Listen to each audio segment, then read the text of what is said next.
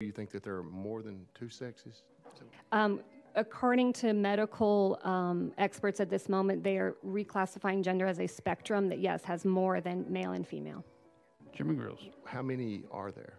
It is a spectrum, which as any other type of thing that's not a concrete number, there's male on one side, female. Some people are not in the middle. Some people have mixed characteristics. Some people are born with XXY chromosomes. So I'm not sure how would you classify that. Jimmy Grills. I feel that Chairman Todd referenced this earlier on. I know over in the Bible, I'm a Christian, have a Christian worldview, and I feel that we're going down a road that seems to be an attack on the very character of God. That God created man and woman, and every time that we try to, as society, move away from God, we're going in a direction that is not conducive. We're not in the right direction, in my opinion. And I have the district that I represent feels the same way I do. At least the overwhelming amount of people that have reached out to me feel the same way that I do.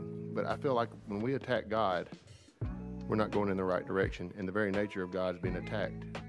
And I appreciate you, Mr. Bullso, for bringing this. Would you like to follow up? Yes, please. Thank you. I believe that God created every human being, and that includes every gender that is out there. And I am here to represent people where I live and people like me, and I live in Cannon County. It's a rural county, and so I would just humbly ask you to take into account that I'm also representing people. And God has created all of these biological processes that I've just talked about, so I believe that we would be honoring God's creation by recognizing the diversity in gender. That we're going down a road that seems to be an attack on the very character of God. My opinion. Thank you for coming before us today. Going back to the first part of your testimony, was it 1 in 1,000? Did I hear that correctly? There are a lot of statistics, but yes, 1 in 1,000 births result in a genital alteration surgery happening as an infant. So I don't have all the statistics and the numbers in front of me, but are you suggesting that this committee that is responsible for the decisions for 7 million Tennesseans make decisions based on 0.001% of the population? Is that? I'm saying that what I can tell is that there are up to 14,000 people that this would be directly harming, and I have seen no evidence for who, if not passing this bill, would be harming. So, in my idea of doing nothing, there's nothing that's.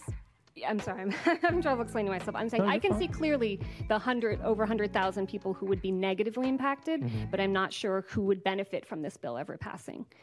So I think knowing people that would be harmed by making an alteration and choosing a definition that excludes them and exposes them to harassment, violence, and discrimination over not making that choice is a clear benefit. Representative Kepley. And I'm not being rude when I ask this. I'm just genuinely curious. Can you? What do you mean by being harmed? What is that? And I don't have any kind of bias. I'm genuinely curious. What do you mean by that? Yes, so we know that there's a lot of violence against transgender people right now. And so having to, even if somebody has, appears as one gender, but their ID says something else, when their privacy gets violated by having to show an ID at all the bars, airports, public places, that puts them in the hands of whoever might have a bias against transgender people to enact violence upon them. I'm still struggling with the violence and the harm perspective. Are you just meaning in form of vocally, or are you assuming that people would commit some kind of physical assault on someone who might identify? I'm still confused.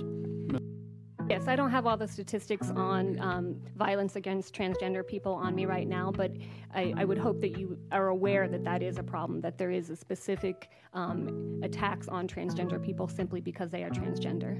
I'm a little concerned that we're moving away from the standard here, especially in the bill. It says evidence of a person's biological sex, and it seems that we're moving away from that and going toward this feeling aspect. And I'd like to propose an example to you, and I'm not going to ask you what your age is because I don't want to do that. But I would assume that you are less than 80 years old. That would be my assumption. So my question to you would be, why are you not 80 years old?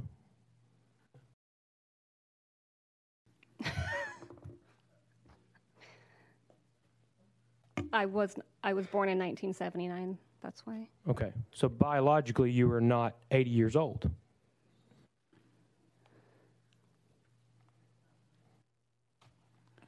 Representative Kepler.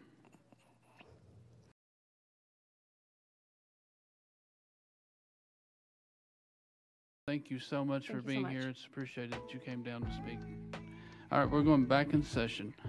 And Representative, all right, y'all are welcome to stay, but you're going to have to be quiet.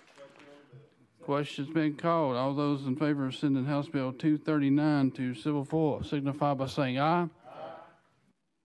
Noes signify by saying no. Ayes prevail. Civil Full. I had to think about that for a second.